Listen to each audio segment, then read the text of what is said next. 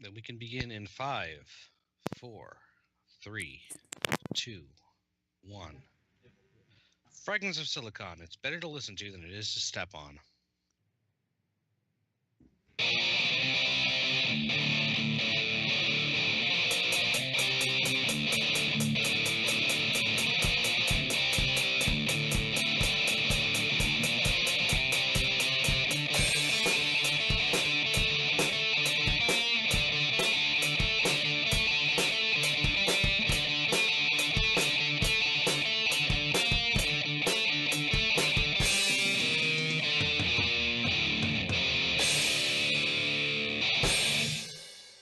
All right, welcome to a new season of Fragments of Silicon, the European Interviews Edition.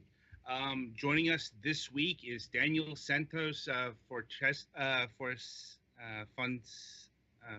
Fonseca. Fonseca, thank you, of Stage Clear Studios. I'm like, Hello.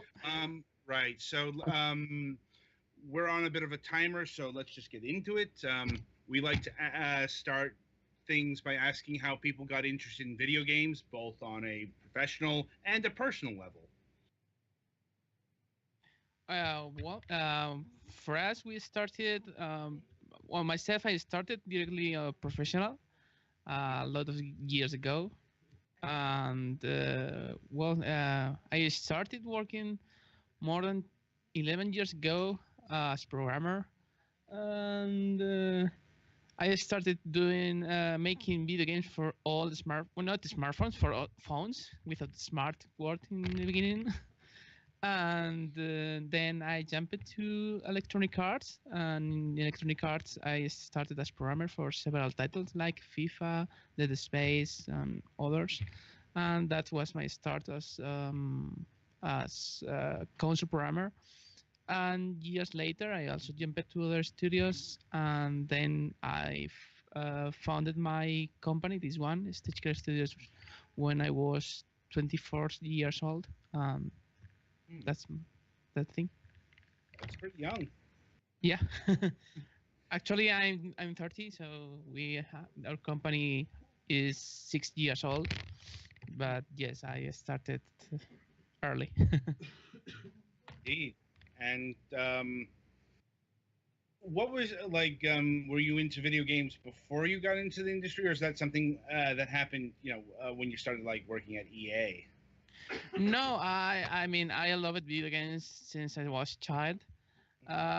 So I focused all my studios on the things to start working on video games. So yes, I started before. I mean I made things on myself at home as amateur, but then I jumped to. I mean the most professional jump was of course, when I went to Electronic Arts, but I did things myself before that. Hmm. And what was it like working on phone games back then? Oh, it was it was quite a nice experience because it was when all phones were Java and where even some models didn't have even a speaker. So it was really nice because you learn a lot of optimization, but the good point is it was not for a long time.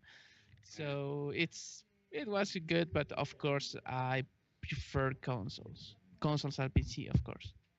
Hmm. I don't blame you, especially considering we're talking like pre-iPhone here. Uh, like from what I've gathered, it was quite the confined space. What? Um, yeah, phone games back in the day were really, really tight to work on, Mm-hmm. as opposed to today. There's a lot more freedom. Yeah, Yeah. there were big file size limits for a long time and stuff, right? Yes, yes, exactly. Because you had only a few megabytes for as limit, but it was not only the this file size, but also the RAM limits, the all different limits For example, what I said, some models didn't have any speaker, for example, so you had a lot of limitations. Right now, for example, making a game for an iPhone, or Android is really really different, uh, because, for example, you have probably no limits on what you can do. For example, well, obviously you have size limits, but um, I mean, right now, for example, you have Unity, you have other engines that makes a lot of things for you. But when I started, you didn't have anything of that, and you had to make that not only the game, but also your engine doesn't fill all the space and that kind of things. Yeah, that sounds congruent with what other early phone developers have told us. Right. So what was it like working at EA? And where at EA did you work? I worked on EA Madrid. Here in Madrid, there is a studio, a big one. Here, you have, for example, integration and also localization. So I worked here as an engineer, um, and it was really a really nice experience, because obviously you have access to really nice technology that you only can have access on the big studios. And for me, it's where I learned the most. I worked on the biggest brands and with the best people, and that was a really, really nice experience in my life. And how long were you at EA? 1 year. Not that long. No, no. I, and I suppose that what we're getting at here is so what made you want to leave EA and go found your own studio? Well, there is some studios between EA and my own studio, Hmm. but because after EA, I went to a small indie dev as programmer, Hmm. and I decided to make my own studio because, well, it was not my dreams to fund in my own studio. And I know it's, that sometimes you say, hey, I would like to do this one, probably this is the moment. uh, it says, okay, let's go and do this. That was more or less the decision. Makes sense. Makes sense. And well, now I suppose we should get into what Stage Clear Studios actually does, and it does a lot. Uh, Yes. yeah. So for those who might not be familiar with their work, they do pretty much everything. They do original games, they do ports, and you even do like work for hire and art outsourcing. Correct. Yeah. And I suppose the question here is, what made you want to approach indie development in such a diverse manner? Well, the thing is that our company is totally self-funded. We Hmm. have no investors. We have not outside funds. So to make our own games, we need to self-fund it. So to be able to fund our games, we decided to offer our experience because the people in the team has previous experience on consoles. So it's not common, or at least it's not common in Spain to have console experience. And we decided to put that experience on working on other titles, as you said, on game porting or work for hire, also co-development. So we started doing things for other projects, and we grow it, and we are still growing. And then that's the way we can find our own projects, because meanwhile we do ports or outsourcing or work for hire, we are doing also our own project.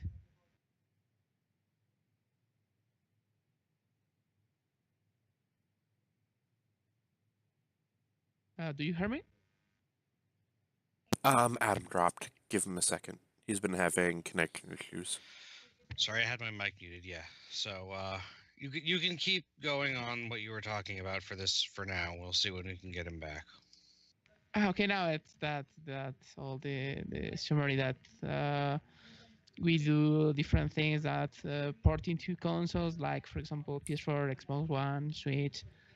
For title like for example Max the Curse of Brotherhood is a title that we ported on PS4 and Switch, and we also self-published it on Switch. That's cool. Was Max the Curse of Brotherhood your first title you did independently, or are there others? Well, the Max of the Brotherhood is the first title that we port and publish ourselves. The first title published by the company. Before that, we have done other projects, like for example, Signing the Firefly. We have also got developed Yesterday Origins that I'm not pretty sure um, if you know about it, because it's not. I think it's more famous in Europe than in Yeah, United States. sorry. My internet got out there. Okay. Yeah. Where were we? We were just talking a little bit about Max the Brotherhood, Curse Oh, of right. Brotherhood. Oh, yeah. Yeah, So, I was telling that Yeah. Max is was one the first project that we self-published on Switch. right. Yeah. So Max, the Curse of the Brotherhood. Uh, this is a very interesting game because this actually used to be owned by Microsoft, the Press Play, and now they're Flashbulb Games. Exactly. And I don't know if you've answered this question because, like I said, my internet cut out there for a bit and I just joined. But how did you get involved with Max? Sorry, repeat. Um, how did you get involved with Max, the Curse of the Brotherhood? Yeah. Well, I had a long relationship with Flashbar, former Press Play, and I worked with them lot and lot of years ago when they were Press Play. So one day they told us to start porting the game for PS4. So we ported it, and later when we ported it, we said like we can also port it to Switch and self-publish it. And they say, hey, okay, let's go. And that we did. That is what we did. We are really happy. Indeed, and I suppose another question is, how did you end up self-publishing on the Switch versus the PlayStation 4? Well, we published it for Switch because, well, for PS4 there were another publisher involved in the porting, but for Switch we say I think we have enough experience to also to launch to publish, and well, we try it. You know, it was a good title for Switch that we think that is the probably the best console fit for Max, and we decided directly to okay, this is probably the best project to become a publisher also. So that was, I mean, it. I'm trying to explain that we saw it pretty clear to make the jump. Yeah, I get what you're saying. It seemed like the right opportunity, the right platform, the right game to transition from development to publishing as well. Yeah, exactly. Yeah. And was there anything about the publishing process you found particularly challenging, or was it all pretty smooth? Well, the most challenging is how are you going to reach all the audience? Um, um, Also, the most complex thing for obviously for a European companies to reach American press and the American target. But what we did it was to have two PR guys, one PR focused on Europe and another one focused on America, and that worked pretty well. Um, I mean, it was our first title as publisher, so it was just it's like, what do you think is the best approach, and that's what we did. So finally, we are really happy because everything went pretty smooth. Um, Also, we launched a demo. That's not pretty common, and I think that also helped with the launch. Oh, that's good to hear. Has Max been doing well on the Switch? Yeah. I'm like, I'm supposed to go in a bit deeper. Can you define how well it's been doing on the Switch? Well, I can't. You know that I can give details about that things. Right, right, and it's a bit harder here because it's on the PlayStation 4, but you're not the publisher of that version, so you probably wouldn't have access to that information. It's just we've been hearing a lot of success stories on the Switch, and the Switch version of X game has sold the most, and all that stuff.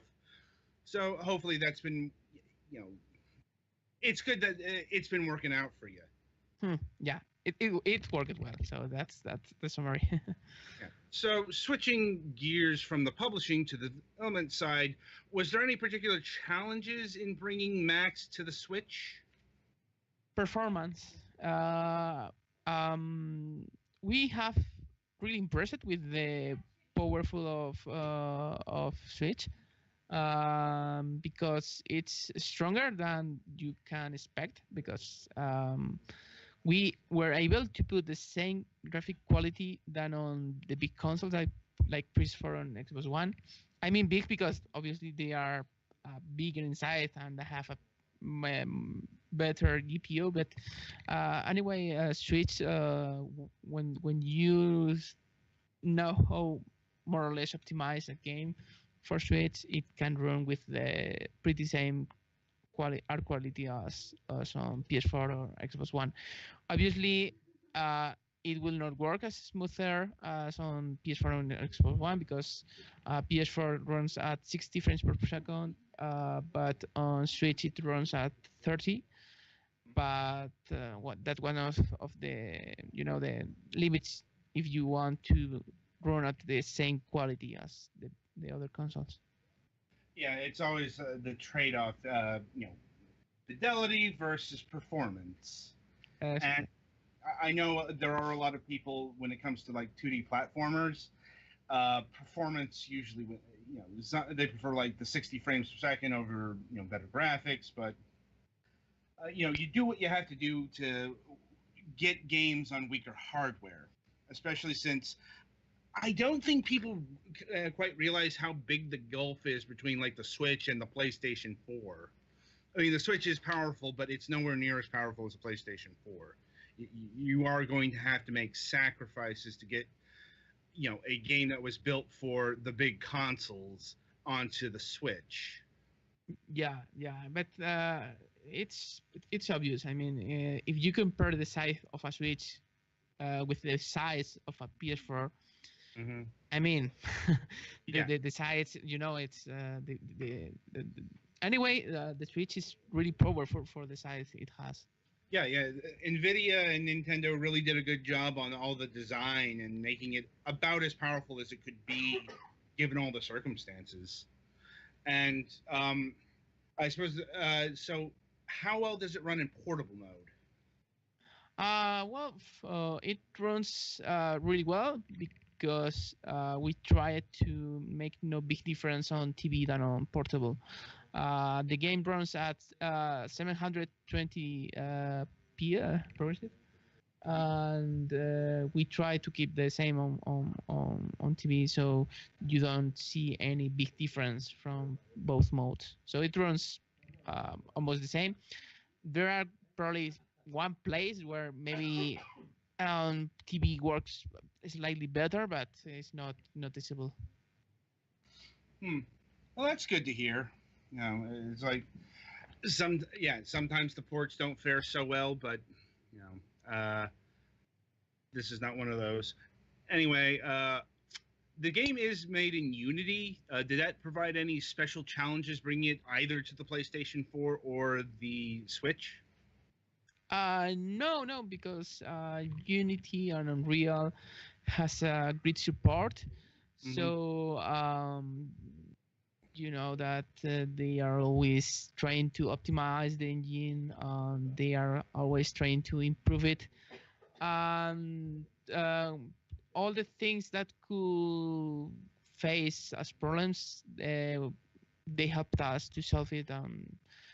I mean, it. I think that without Unity, we were not able to make the same exact game. That's my thought. Yeah. I'm like, well, that's good to hear, especially since, yeah, Unity has been a decidedly mixed product in the past. Like we've had our share of developers who not had unkind things to say about it, but have mentioned that Unity was quirky, especially on consoles, and hard to optimize. Well, I mean, obviously, in 1-2 years, Switch projects will be better optimized from Unity than right now. But it's normal. I mean, when an engine tries to support as many platforms as they support, it's not easy to focus on one console and make from the beginning the best optimized engine. But I think that no engine supports that except an engine that only focus on consoles or something like that. But in my opinion, it's normal from my experience. It's probably some people will defend that no, it's better to have your own engine. Of course, it's better, but if you are a AAA company, maybe even AAA companies uses Unity or Unreal because I mean time is money, you know, and developing your own engine is just no longer really feasible. exactly. At least if you are making a AAA game that no engine offers what you need, that's the only reason I think that's needed. Right. Yeah, it's like Ubisoft's used Unity and like for the Grow Home games. Like I'm not sure if blanking on anything like EA's done in Unity, but yeah, they do use them. But they do like for their big franchises, they have their own in-house engines these days, like Frostbite for EA and forget what they call Unity, Ubisoft's big engine. Good question. Anyway, so given the success of Max Curse of the Brotherhood, would you be looking to do the publishing gig again, both on Switch and on other platforms? Yes, we are looking for other projects, but we are not becoming a publisher of publishing everything. We only publish again if we find a project that really fits in our. I mean that we really see clearly that it will work well and it will be a good game to publish because we prefer to work with other publishers porting the games and making that kind of things than making a big publishing team here. It's probably a good stance to take. You know, if the opportunity arises, you'll take it, but not seeking active publishing on your own. Uh, we have talked to other developers who do this kind of thing, and yeah, sometimes that doesn't work out so well. Yeah, exactly. It's a bet. So Yes. for that reason, if we for sure we will be looking for more titles to publish, but we will be looking for projects that we are pretty sure that will work. And I suppose the next question that comes after it, do you have one of those titles waiting in the wings or not? Yes, but I can't tell anything by now, so it's early. But yes, we are looking we are looking some projects. Gotcha. Right. So switching over to other projects, I mean, there's a lot here, but I think some of the ones I think we'll focus on are done from Head Up Games, as they are actually friends of ours. We've been working together for several years now. In fact, we had them on the show last year. Yes, they work with them for from the beginning of our company. Indeed. And well, how did you meet Head Up Games? It was 5 years ago when we had our first game made, Signing the Firefly. We met in an event in France. We were looking for a publisher for our first title as company, and then we meet a lot of publishers, but definitely we went with them, and then it started our partnership, and they are really good friends of mine right now. We have been working in more titles, like for example, Bridge Constructor Portal, that is already launched and is going to be launched in a few days in PS4. Right. We also working on other titles. We are also working right now on Rambo with them on 13 AM. It's from Canada. And other titles that we also developed a game with Head Up called Super Blackjack Battle. I don't know if you know it.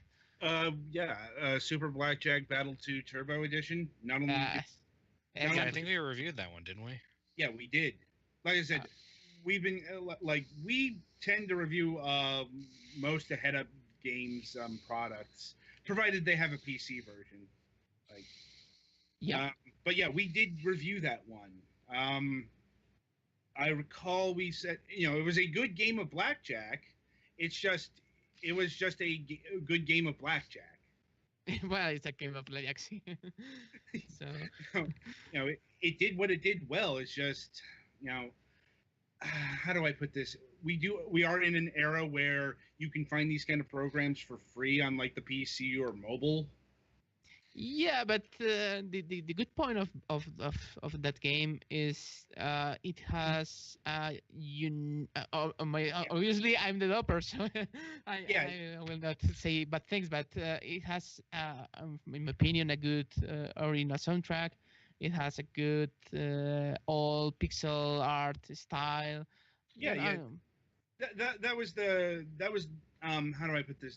That was definitely the selling point of the game, all of the presentation. Yeah. Like, we're not bashing the game or anything. It's just, we do have to take into account what the what's going on around it and all that stuff. When we review a title, it's like none of us hated it or anything. It's it was a good game. It didn't have a whole ton of a hook on the blackjack compared to some other games. It's like, but anyway, that was a pretty good game.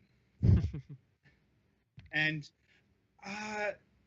is that still coming to the Switch? Because I remember a Switch version being announced for it. Yeah. Coming soon. Yes, and next week, Head Up is going to show it on GDC. Okay. GDC is almost here already. 1 month. In 1 month. Let's see. Anyway, you only did the PlayStation 4 version of Portal Bridge Constructor, correct? Yes. Makes sense, given that you're only 10 people in the company. Yeah, we are almost 30 people. There we go. I was reading an inaccurate number here. No, we have grown a lot on the past months. Right now we are almost 30 people, counting PR guys, musician, all people. Right. And is how is working on Portal Bridge Constructor versus other Bridge Constructor titles? Well, Bridge Protector Portal for us is the best, obviously, because it mixes really well with Portal Saga, because I mean, it's funnier if because you have different things that only making bridges, but any bridge constructor portal is fun because they are really well made. Um, it's made by Clockstone, that they made a really good brand. But for us, the best is Portal because that is Portal. Well, yeah, it's like it's not just the all the the Valve Portal stuff, but as I noted in our review, the actual design of Portal Bridge Constructor got a lot more creative because you've got the portals there. Yep. Like, and regarding the Yeah, that was PlayStation- kind of our experience with that game, is that having it be Portal makes it a little bit more fun. But Well, you have Portal, so yeah, it's yeah, it's like it could do a lot of stuff that a normal bridge constructor game can't, because bridge constructor games usually are sort of conflated in reality. Like, you have to use real world building materials and all that stuff. With the Portal set, it got a lot more fantastic. Yeah, people who are in the bridge construction for the heavy physics simulation of driving trucks over bridges made it that they could actually build in real life might not like that one so much, but people who are in it for like the video game would probably like it more. yeah, but I mean, um, why do you play British Constructor? Because I mean, if you are an engineer, probably you will looking for the realistic. So anyway, in Portal, you also have to make the bridges like more or less in the real life. But Bridge Constructor Portal is obviously more oriented for other gamers that, hey, I would never played Bridge Constructor Portal. Sorry, Bridge Constructor Saga, but Bridge Constructor Portal is more, Oh. I don't know how to explain it, but it's more like for. I think it can help you. I'm like, I will admit, Portal Bridge Constructor is a bit more simple than normal Bridge Constructor, if only because they have like universal widgets for their building constructions, as opposed to like say regular bridge constructor, where you have to take into account: do I build this out of wood? Do I build this out of steel? Yeah. That kind of deal. It's a bit more accessible than normal bridge constructor, we'll say. Yeah, it's more for gamers. Mm-hmm. Like, anyway, so what other projects do you have in development that you can speak about right now? Well, we have other ports, like for example, Slay Camp with Digerati distribution.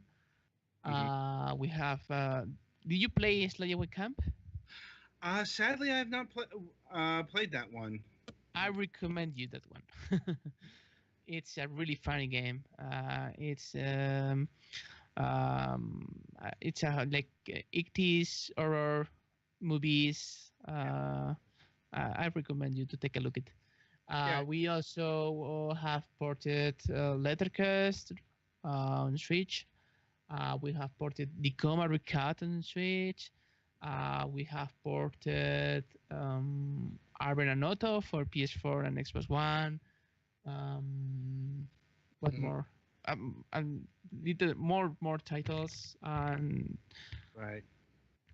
And right now we also working on the art side, on programming side of Rhyme for PS4. We did programming and art. We also worked on the art of Sexy Brutal. We also worked for other games like After Pills, Respawnables. We have done a lot of work for other titles. We also got developed. We did all in-game programming and art of. Do you know Yesterday Origins? Yes, its origins. Not too much about it. Like I know the name. It's like It's more. It's. I think it's more famous in Europe than in America. It's. Well, it's it's a classic adventure game. What more? Right now we are making a new game, our own game, but it's still in our early stage, so we can't tell much about it. But I mean, in more and more projects that they are coming to consoles. hmm. Well, certainly looking forward to see what you do next, especially your original game. Hopefully, we'll have you back on the program when those projects are ready to be talked about. Like, um, any final questions from my colleagues here about any of the projects that Stage Clear has worked on in the past? Nothing that I can think of. Yeah, I think I'm good for now. Okay. Well, Daniel, it was lovely having you on the program. Like, Thank you for the invite. Yeah. No problem. No problem. I think we got through it pretty well. Technical problems aside. But my English is good, right? Yeah. Trust me, we we've had the unintelligible on the program before, although that was more of a connection thing combined with a heavy accent. Technical problems can be really, really irksome. Anyway, once again, thank you for joining us. Hopefully, we'll have you back when new stuff arrives to be talked about. And yeah, that'll about do it for this installment of Fragments of Silicon. Be sure to tune in tomorrow for our main show, the first alpha show of Season 9, as we welcome Over the Moon Games to talk about the Fall 2 Unbound. And until then, I wish you good gaming.